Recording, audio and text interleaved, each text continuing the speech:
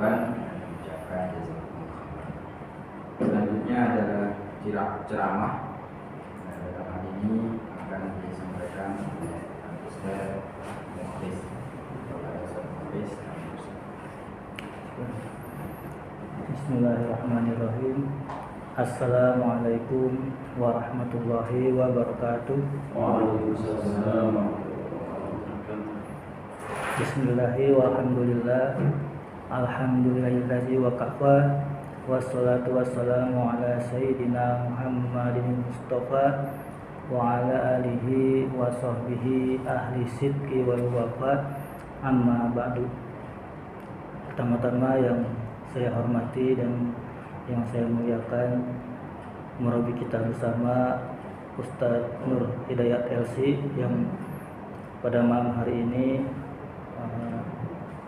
belum ada informasi, belum hadir di tengah-tengah kita. Kita doakan mudah-mudahan beliau selalu dalam keadaan sehat walafiat. Amin ya rabbal alamin. Yang saya hormati juga Ustaz-ustaz sekalian, Ustaz Lutfi, Ustaz Zaki Mumtaz, Ustaz Anas Mujahidin, dan juga Ustaz Ridwan. Alhamdulillah pada malam hari ini kita panjatkan puji serta syukur kita kehadirat Allah Subhanahu wa taala, yang mana pada malam hari ini kita masih diberikan banyak nikmat, terutama nikmat sehat, nikmat Islam, sehingganya kita masih bisa berkumpul di tempat ini di agenda rutinitas kita, yaitu Halaqah Tarbawiyah atau KPG. Mudah-mudahan langkah kaki kita dari rumah sampai dengan ke tempat ini dinilai sebagai ibadah dan mendapatkan imbalan pahala dari Allah Subhanahu wa taala. Amin ya rabbal alamin. Salawat serta salam semoga selalu tercurah kepada Nabi kita, Nabi Muhammad SAW, kepada keluarganya, sahabatnya, sampai kepada kita yang insya Allah masih selalu semangat dan berusaha untuk menjalankan sunnah-sunnahnya. Mudah-mudahan kita semua mendapatkan syafaat usma yaumil qiyamah. Amin ya rabbal alamin. Pada malam hari ini izinkan saya untuk menyampaikan nasihat dari Imam Al-Ghazali yang berisi 6 nasihat. 6 nasihat ini saya tujukan untuk diri saya pribadi. Kalau untuk Ustaz-ustaz mungkin sudah tahu, sudah hafal nasihat ini. Saya mungkin cuma sekedar mengingatkan. Jadi dulu Imam Al-Ghazali pernah mengumpulkan murid-muridnya di suatu majelis, kemudian menanyakan 6 pertanyaan kepada murid-muridnya. Pertanyaan yang pertama yaitu, sesuatu apa yang paling dekat dengan diri kita di dunia ini? Pada saat itu murid-muridnya ada yang jawab orang tuanya, ada yang jawab sesuatu yang terlihat fisiknya gitu dengan mereka. Tiap jawaban dibenarkan oleh Imam Al-Ghazali, tapi ada satu jawaban yang lebih benar. Sesuatu yang paling dekat dengan diri kita di dunia ini adalah maut, adalah mati. Kita tidak tahu kapan waktunya kita meninggalkan dunia ini, tapi kita bisa memilih cara kita mati. Apakah mati dalam keadaan su'ul khotimah atau mati dalam keadaan husnul khotimah? Jika kita ingin mati dalam keadaan husnul khotimah, ya berarti kita harus selalu berusaha membiasakan kebiasaan-kebiasaan beribadah atau mengingat Allah SWT. Tapi ketika kita amit-amit ya jangan sampai mengalami mati yang su'ul khotimah, yaitu mati yang kita masih punya kebiasaan melakukan maksiat. Kemudian nasihat yang kedua adalah, kalau tadi sesuatu yang lebih dekat, sekarang sesuatu yang lebih jauh, yaitu kebalikannya. Ketika Imam Al-Ghazali menanyakan kepada murid-muridnya, ada yang menjawab sesuatu yang paling jauh itu katanya bulan. Dibenarkan oleh Imam Al-Ghazali, tapi ada jawaban yang lebih benar. Kemudian ada muridnya yang lain yang menjawab sesuatu yang paling jauh adalah negeri Cina. Dibenarkan juga oleh Imam Al-Ghazali, tapi ada jawaban yang lebih benar.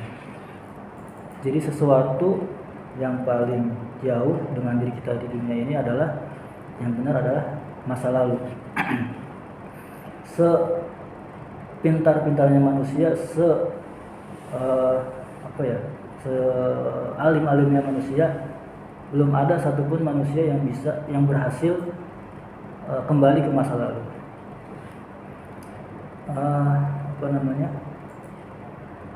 Kecuali mungkin di serial kartun Doraemon ada mesin waktu. Dia bisa balik ke masa lalu. Jangankan manusia yang udah mati gitu ya, pengen balik lagi ke dunia gitu, pengen balik lagi hidup di dunia. Kita sekarang umur segini aja, kita rata-rata 30-an ya, mau balik lagi ke masa kecil kita aja nggak bisa gitu, apalagi kalau kita udah mati gitu. Kalau misalkan kita saat ini banyak keinginan, misalkan ingin punya rumah, ingin punya mobil, ingin punya ini, ingin punya itu, tapi kalau misalkan kita datang ke makam, ke kuburan, kalau kita bisa dengar gitu ya, suara-suara yang ada di dalam kubur, orang yang ada di dalam kubur itu cuma satu keinginannya, yaitu ingin kembali ke alam dunia ini. Mengapain balik ke alam dunia ini? Pengen ibadah, pengen sholat, pengen sedekah, pengen puasa, dan yang lain. Kemudian nasihat yang ketiga adalah sesuatu apa yang paling besar dengan diri kita di dunia ini. Waktu itu muridnya Imam Al-Ghazali ada yang menjawab sesuatu yang paling besar dengan diri kita di dunia ini adalah ada yang jawab matahari.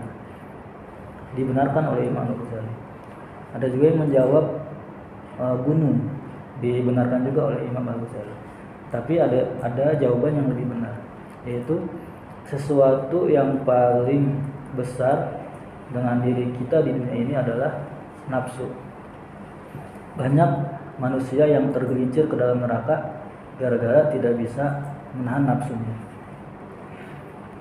Misalkan jangankan level seperti saya gitu ya, yang sedang berjuang belajar jadi orang baik, ada yang levelnya sudah kiai, yang levelnya sudah ulama pun masih tergelincir dengan nafsu. Pernah ada kisah di Quran kalau nggak salah ya, pernah dikisahkan tentang ulama yang bernama Barsiso. Ada dua versi ceritanya. Salah satu versinya, beliau dititipkan seorang perempuan di dalam pondoknya oleh 4 orang saudara laki-lakinya, ditinggal merantau. Nah, ketika ditinggal merantau, hari pertama, hari kedua, Barsiso tinggal berdua dengan perempuan itu, dengan adik dari 4 laki-laki tadi. Berjalan lancar, bisa mengendalikan nafsunya, bisa mengendalikan godaan-godaan dari setan. Tapi hari-hari berikutnya dialami terasa berat, sampai akhirnya dia tergelincir oleh nafsunya. Kemudian nasihat yang keempat, sesuatu apa yang paling berat dengan diri kita di dunia ini. Jadi sesuatu yang paling berat dengan diri kita di dunia ini adalah amanah. Sama banyak juga manusia yang tergelincir ke dalam neraka karena tidak bisa mengemban amanah yang diberikan. Dulu waktu Allah menunjuk malaikat untuk menjadi khalifah di muka bumi ini, malaikat menolak. Kemudian Allah menunjuk gunung untuk jadi khalifah di muka bumi ini, gunung juga menolak. Tapi ketika Allah menunjuk manusia untuk menjadi khalifah di dunia ini, manusia menyanggupinya. Contoh misalkan kayak kemarin ada pemilihan presiden. Kalau zaman Nabi kan pemilihan khalifah itu main tunjuk-tunjukkan gitu, nggak ada yang mencalonkan diri gitu. Tapi zaman sekarang ada yang rela keluar modal sampai miliaran gitu untuk mendapatkan amanah itu. Dan tidak jarang pemimpin-pemimpin kita yang menyalahgunakan amanah yang sudah diberikan. Sampai ada juga di kampungan saya di Cibinong, waktu pemilihan kepala desa atau pemilihan lurah, dia sampai gila gitu karena sudah keluar modal miliaran buat kampanye pemilihan kepala desa, ternyata nggak kepilih gitu. Mobilnya habis kejual, rumahnya habis kejual, tanahnya habis kejual, tapi begitu pemilihan nggak kepilih, hanya untuk sebuah amanah. Padahal kalau misalkan dibandingkan gitu ya, modal yang dia keluarkan dengan gaji atau imbalan sebagai kepala desa itu jauh imbalannya, jumlahnya, nominalnya. Jadi ada apa gitu dengan jabatan sebagai kepala desa sampai rela keluar modal miliaran. Kalau nggak salah waktu yang saya dengar, beliau sampai keluar modal 5 miliar sampai segitunya gitu. Kemudian nasihat yang berikutnya adalah sesuatu apa yang paling ringan dengan diri kita di dunia ini. Kalau tadi yang paling berat, sekarang yang paling ringan. Sesuatu yang paling ringan dengan diri kita di dunia ini adalah meninggalkan sholat. Banyak manusia yang dengan ringannya meninggalkan sholat. Ada manusia yang kuat gitu ya, berhari-hari mendaki gunung, bawa barang segitu banyaknya, bawa tas carrier, naik gunung sampai 2000-an mdpl. Tapi ketika ada panggilan untuk sholat, dia nggak mau karena menganggap sepele perintah sholat. Ada juga manusia yang kerjanya misalkan kuli bangunan gitu. Kuli bangunan kan kerjanya berat gitu ya, menyusun bata, ngaduk adonan pasir semen. Itu kalau dibandingkan dengan ibadah sholat jauh lebih berat gitu. Tapi ketika di pekerjaan dia sanggup, giliran waktu sholat dia tinggalkan. Kemudian nasihat yang terakhir adalah sesuatu apa yang paling tajam dengan diri kita di dunia ini. Sesuatu yang paling tajam dengan diri kita di dunia ini adalah lidah. Kita bisa membunuh orang tanpa menyentuh, tanpa pakai pedang, tanpa pakai senjata. Cukup pakai lidah kita bisa menghilangkan nyawa seseorang. Misalkan pernah ada cerita kisah di satu lembaga pendidikan, saya lupa itu pesantren atau sekolah gitu. Jadi ada siswa atau santri yang dibully sama teman-temannya, tapi dibulinya cuma diledekin gitu, ceng-cengin lah gitu. Nah ternyata si anak ini nggak kuat sama ledekan teman-temannya. Nah di pesantren itu, di belakang gedung pesantrennya itu ada sumurnya dalam gitu. Nah dia mengakhiri hidupnya nyebur ke dalam sumur itu sampai meninggal. Nah itu cuma karena lidah bisa bikin orang kehilangan nyawa. Atau misalkan kasus lain, ada dua orang yang saling kenal terus melobi pasukan, atau misalkan di sini ormas ya namanya. Misalkan yang satu punya ormas A, yang satu punya ormas B. Gara-gara dua orang yang saling kenal punya masalah, cekcok, masing-masing saling manggil ormasnya. Akhirnya terjadi perang, tawuran, bunuh-bunuhan, menimbulkan korban. Hanya karena lidah, hanya karena hasutan dari dua orang. Jadi begitu bahayanya lidah bisa menghilangkan nyawa manusia. Jadi itulah nasihat dari Imam Al-Ghazali, sesuatu yang paling dekat, sesuatu yang paling jauh, sesuatu yang paling besar, sesuatu yang paling berat, sesuatu yang paling ringan, dan sesuatu yang paling tajam. Itu saja yang bisa saya sampaikan. Mudah-mudahan bisa menjadi nasihat buat saya pribadi dan menjadi pengingat buat kita semua. Mohon maaf kalau ada yang hilap, ada yang lupa, ada yang melenceng sedikit karena masih belajar.